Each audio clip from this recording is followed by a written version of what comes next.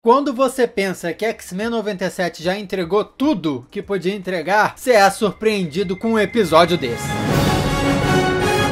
Olá, como vai? Tudo bem? Eu sou Miguel Loquia e esse é o primeiro episódio do Grand Finale da primeira temporada de X-Men 97. Tolerância é extinção parte 1 de 3. E como sempre, a abertura tem algumas cenas diferentes, não é? Mas não tão reveladoras assim. Para começo de conversa, nós vemos o Professor Xavier de volta nos nomes dos personagens da equipe, o que já indicava que ele retornaria em algum momento durante o episódio. Também temos uma cena do Ciclope matando robôs na sala de perigo, da Tempestade com o seu traje antigo e do Magneto no meteoro M. Um meteoro para onde ele simplesmente levou vários mutantes para viverem isolados, uma vez que ele se deu conta que seria impossível conviver com seres humanos. Isso foi retratado em episódios da série original e aparentemente o Magneto está chegando à mesma conclusão novamente. O episódio começa com o Cable evitando o Ciclope e nós vemos que no decorrer desse episódio o que é construído é o laço entre esses familiares que estavam desconectados através do tempo e através até de uma clone que morreu. E foi bonito ver essa conexão surgindo no meio de um monte de coisa sendo destruída. Rola a pergunta da Jean Grey do porquê o Bishop não estava com o Cable. Afinal de contas foi o Bishop que levou o bebê Cable para o futuro. E isso é muito verdade, porque afinal de contas o Bishop, como viajante do tempo, já enfrentou o Cable na série clássica, mas não se reconheceram, como se nunca tivessem se visto antes. E aí rola a explicação, é porque os dois foram separados no fluxo do tempo, e o Cable chegou no futuro sozinho. Um bebê chegou no futuro sozinho. Caraca, o Bishop nem ficou desesperado com isso. O que aconteceu? Cadê o Bishop voltando pra falar, galera, pô, foi mal, perdi o seu bebê. Foi explicado que o Bastion usou o que aconteceu em Genosha para conseguir apoio pro seu projeto de supra-sentinelas, que são criados usando o vírus tecno-orgânico. Mas como a gente vê durante o episódio, todo o plano dele já estava completamente desenhado. Antes mesmo do ataque em Genosha, ele já devia ter vários supra-sentinelas prontos e localizados através do mundo aí, como se fossem uns agentes Smith de Matrix, sabem? Que estavam uns agentes dormentes só prontos para despertar assim que recebessem um sinal ou assim que localizassem um mutante. Na apresentação do Cable ali no início, é muito curioso como no gráfico que aparece nós conseguimos ver a transformação, a progressão do que seria o Bastion. Uma forma primitiva dele seria o Nimrod, que teria se desenvolvido até se tornar o Bastion. Essa linha evolutiva fica evidente por causa das setinhas embaixo. Adiante no episódio a gente entende melhor como isso rolou, mas isso já demonstra o nível de poder desse vilão, porque o Bastion é mais avançado que o Nimrod, que é um sentinela futurístico, capaz de se regenerar automaticamente, que é basicamente indestrutível. Sem dizer que os supra-sentinelas e o Bastion no meio disso, por serem meio orgânicos, são outra espécie. E daí cria-se toda aquela dinâmica de novo, de extinção, os mutantes lutando contra a extinção mais uma vez, só que agora são os humanos que se tornaram mais desenvolvidos que os mutantes. Moffat até brinca no momento que seria uma outra distopia, onde o Logan seria o último a sobreviver, e realmente, né? Temos velho Logan, Dias de um Futuro Esquecido, ele também sobreviveu, e nos cinemas até em Deadpool e Wolverine parece que ele vai vir de um futuro alternativo, onde só ele sobreviveu, alguma coisa assim. Coitado do Logan, tá fadado a sobreviver mais que todo mundo. Só que o futuro virou uma utopia, e não uma distopia. Quer dizer, utopia pros novos humanos, que são supra-sentinelas, porque pros mutantes virou uma realidade de escravidão. No grande gráfico que aparece, projetado pelo Cable, também aparece uma representação do multiverso do universo cinematográfico da Marvel, com uma linha principal e várias ramificações. E ali também tem umas marcações, com ícones indicando o Professor Xavier e o Magneto, e a Garota Marvel, que foi o codinome usado pela Jean Grey durante o seu início de carreira. Basicamente, é a linha do tempo, o multiverso dos X-Men, representado ali na tela. E Cable conta que tentou mudar o tempo várias vezes, prevenindo o genocídio em Genosha, mas não conseguiu. Ele sempre era impedido, sempre era puxado de volta. E o Fera diz: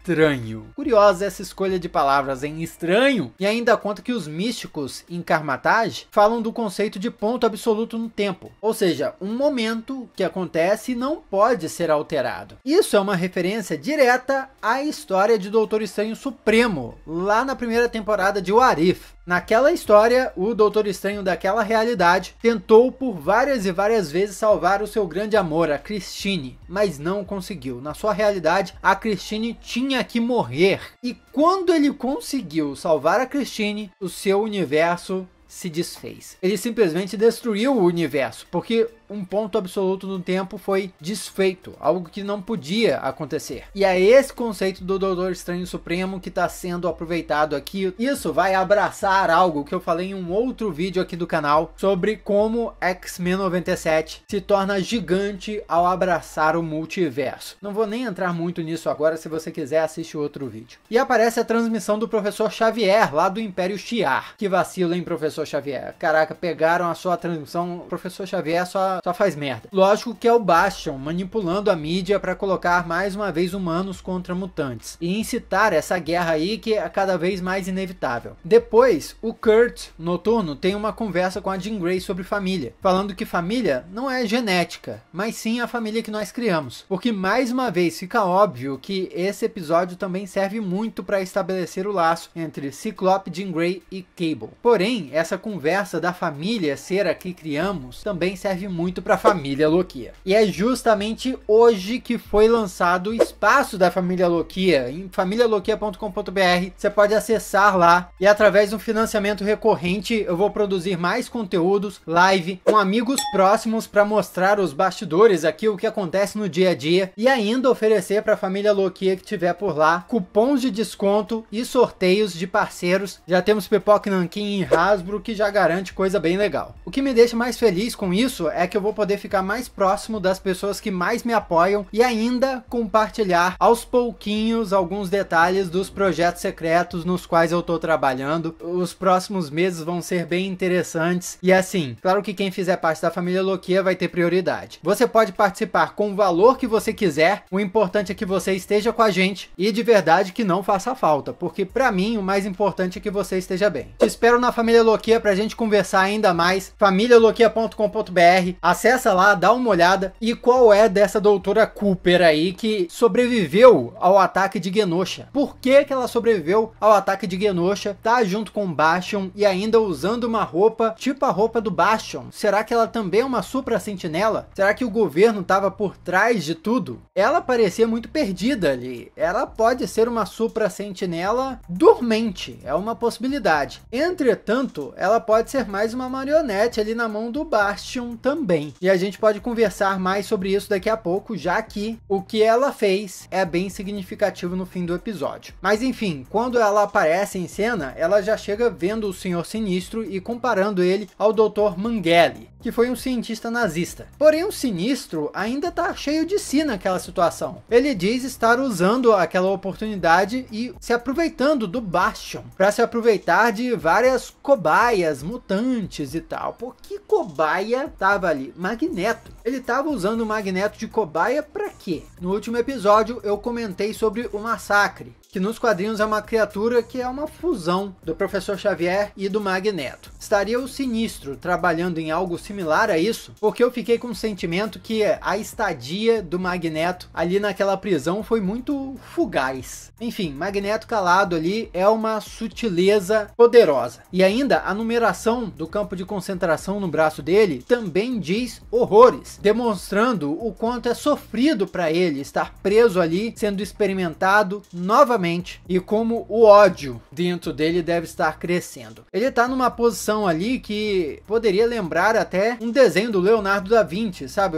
Aquele homem perfeito. O que é curioso, já que o Magneto não é um homem muito menos perfeito. Ele é um mutante. E também tá ali pendurado na forma de um X, de X-Men. Coisa que ele também não é. Pelo menos não mais, eu acredito, agora que o Professor Xavier chegou. Eu diria que a prisão visão dele ali é um símbolo, tá marcando ele, obrigando ele a ser por alguns instantes tudo aquilo que ele não é. E no momento que ele escapa, ele pode se tornar o seu verdadeiro eu. Então chegamos na casa de origem do Bastion, com a família Summers. Numa imagem que aparece, nós vemos uma caixa com um brinquedo de sentinela, comercializavam isso no mundo dos X-Men, e uma revista da Stark Expo, indicando que o jovem Bastion, ele já era super nerd desde novinho. Provavelmente naquela época ele era chamado de Sebastian, só que quando cresceu, cortou esse nome para só Bastion, assim como nos quadrinhos. Bizarro é que o robô na capa da revista da Stark Expo parece muito aquela robô dos Jetsons. Isso aí é uma referência que só quem é velho vai pegar. A origem do personagem foi bem simplificada dos quadrinhos e até melhorada, eu diria. Ele foi nascido a partir do Nimrod, que veio do futuro e meio que infectou o pai dele. Assim, ele já nasceu com uma versão aprimorada dos Sentinelas. É muito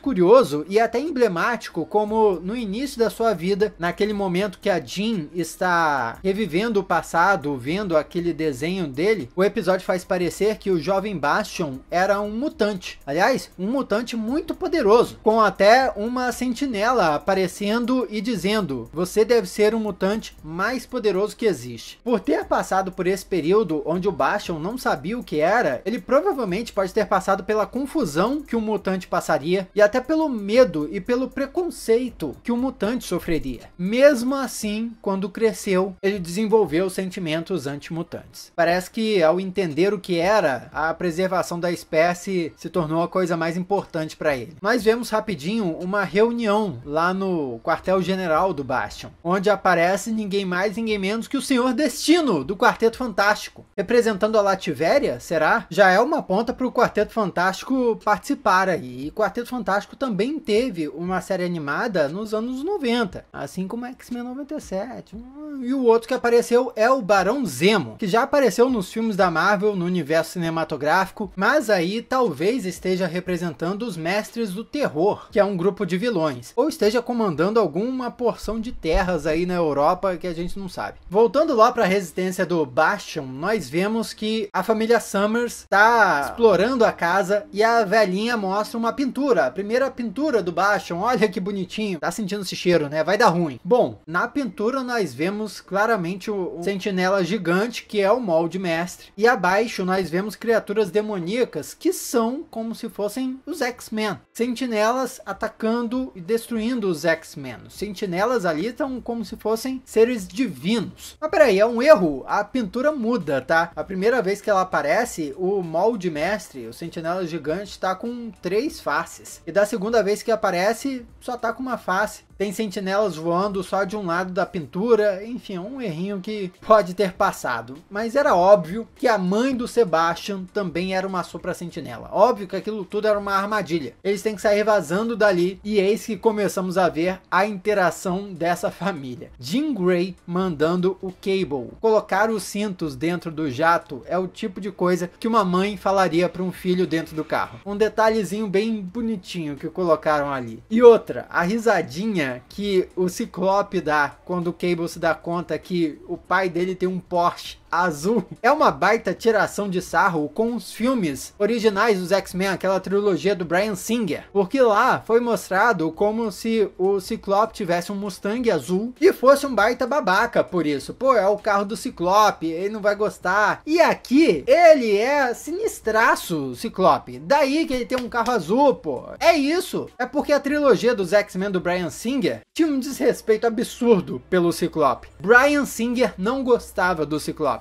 E quem acompanha o canal sabe que o Ciclope é o melhor X-Men de todos. Eu fiz um outro vídeo sobre isso. Vou nem repetir. Na placa do carro dele tá escrito Slim, que pode ser traduzido como magrelo, comprido, que era um apelido que o Scott Summers tinha. Aliás, era o nome dele nos primeiros quadrinhos dos X-Men. Era pra ser Slim Summers. Mas aí mudaram pra Scott, porque seria muito bizarro, né? Mas até hoje o Logan chama ele de Slim algumas vezes nos quadrinhos, né? Magrelo ou comprido, vai depender da tradução que colocarem. Essa perseguição de carro, tudo aí é incrível e termina de uma forma sensacional com os 3 personagens alinhados, basicamente Scott Summers como pai, Cable como filho e a Jean Grey no alto como Espírito Santo. Amém. A jornalista chega no laboratório do Hank McCoy dizendo que chega de imprensa marrom para ela. Imprensa marrom é um termo meio pejorativo para imprensa sensacionalista. E assim, considerando as aparições dela até agora na série, já dava para sentir ou ela tá muito afim de viver cheia de pelo azul na roupa, ou ela é uma supra sentinela. E a gente viu o que aconteceu. Que a gente sabe, no fundo, ninguém gosta de viver com a roupa cheia de pelo. Esse pode ser o fim do romance entre a jornalista e o Hank McCoy, porque eles já tiveram um romance nos quadrinhos. Mas, pra falar a verdade, não foi um romance muito longo. Então, essa pode ter sido a versão do romance deles no universo animado. Morpho, na batalha, se transformou no Juggernaut, e isso responde uma dúvida que nós tínhamos sobre os poderes dele. Por quê? Será que ele poderia se transformar em absolutamente qualquer pessoa ou apenas em mutantes, replicando os poderes dos mutantes? Bom, Juggernaut não é um mutante, ele tem os seus poderes da joia de Sitorak. Então é isso, o Morpho é absurdo, ele pode se transformar em qualquer um e emular os poderes de qualquer um. Então assim, por que não se transformou no Hulk, na Carol Danvers, que nessa época era a Miss Marvel, ou em qualquer pessoa mega poderosa, assim? Por quê? E o Wolverine finalmente tem o seu momento de ação, caraca, rasgando todo mundo, e ainda ganha companhia do Noturno, com as espadas. Finalmente, Noturno com suas espadas na série animada, e que cena maravilhosa aquela do Noturno arrastando o Logan pelo seu teletransporte. Caracas, que lindo aquilo! Cadê o Scorsese pra falar isso é cinema? O objetivo deles em dado momento foi proteger a vampira, que estava desacordada ainda da porrada que tomou da Supra Sentinela no episódio passado. Será que ela vai acordar bem ou vai ter sequelas do que aconteceu? Ela já estava com sangue nos olhos. Se ela acordar com sangue nos olhos, é muito possível que ela vá se juntar até com o Magneto, porque os dois estão pistola e eles vão fazer o inferno no mundo. Roberto da Costa, coitado, com a Jubileu, foi encurralado pela própria mãe e mandado preso. Pô, com a mãe dessa, o sujeito não precisa de inimigo, né? Mas a gente sabe que eles foram salvos pelo Magneto no fim das contas, com aquilo que aconteceu no fim do episódio. A não ser que aquela prisão deles tenha acontecido com muita antecedência e tenha dado tempo dos Supra Sentinelas fazerem alguma coisa com eles, mas aí a gente vai ter que ver. É até um pouco agonizante nas cenas da Jubileu ver ela tentando voar, tentando fazer coisas com seus poderes e não conseguindo. Os poderes dela ainda estão inúteis, sendo que no episódio dela, aquele episódio dentro do videogame do Mojo, ela encontrou com uma versão dela própria, mais velha, que usava os poderes de uma forma incrível, absurda, sabe? Por que que ela não aprende ou tenta usar os poderes de uma forma similar àquela versão mais velha dela? Acho que seria até o caminho lógico, mas pelo jeito a menina não pensou nisso ainda, ou não tá nesse nível pelo menos. E daí chegamos no final, onde a doutora Cooper deixou o Magneto fugir. E agora as minhas dúvidas voltam. Por que diabos ela deixou o Magneto fugir? Claramente ela estava com culpa, mas voltamos a outra pergunta. Por que que ela estava lá dentro? Ela não era cúmplice, então, de tudo que estava acontecendo? Ela sabia mais ou menos, mas não sabia tudo. Então por que que o Bastion deixou ela ali? Por que que deixou o Magneto fugir? Eu acho que o Bastion sabia daquilo tudo. Sabia que ela deixaria o Magneto fugir. Ela estava ali presa, inclusive, para que ela deixasse o Magneto fugir. O Magneto, inclusive, foi mantido refém e não foi assassinado, porque afinal de contas ele poderia ter sido assassinado. Mas ele foi mantido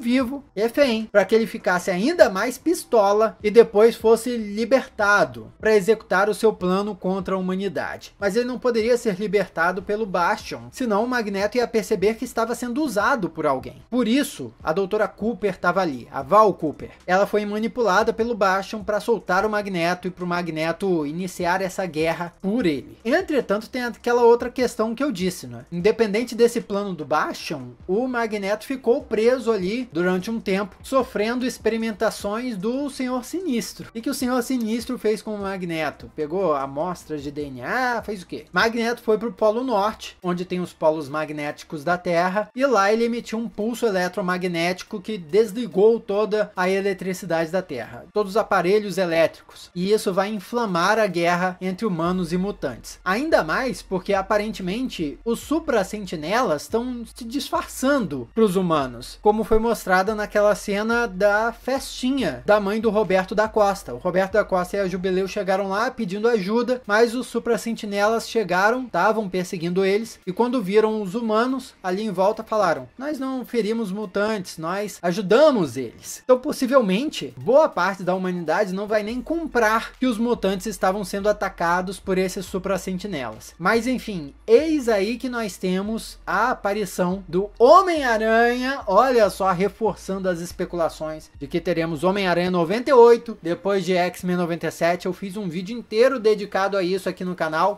Vale a pena assistir. Deixa o like aí também para fortalecer esse vídeo, porque pô, se você tá curtindo acompanhar essa jornada toda, vale a pena deixar essa força e vale a pena acompanhar os próximos vídeos também. Então se inscreve. Também quem aparece é o Samurai de Prata, clássico rival do Wolverine, e o Ômega Vermelho, que estava preso, mas depois do pulso eletromagnético, a prisão não iria conseguir segurá-lo mais. Ômega Vermelho, que também é outro rival do Wolverine. O Wolverine tá lascado, coitado. Isso aí é um prenúncio do caos que vai vir nos próximos episódios. Esses personagens aí, galera, eles não estão aparecendo de graça. Pô, apareceu o Capitão América no episódio passado, né? Senhor Destino, Barão Zemo, Samurai de Prata, Ômega Vermelho, Homem-Aranha. Essa galera só apareceu pra dizer oi, pra olhar pro céu. Vai ter o envolvimento deles em alguma coisa nos episódios finais da temporada. Isso é épico. É épico que X-Men 97 seja capaz de fazer isso. Toma essa, Bryan Singer, de novo. Apesar de não ser culpa do diretor,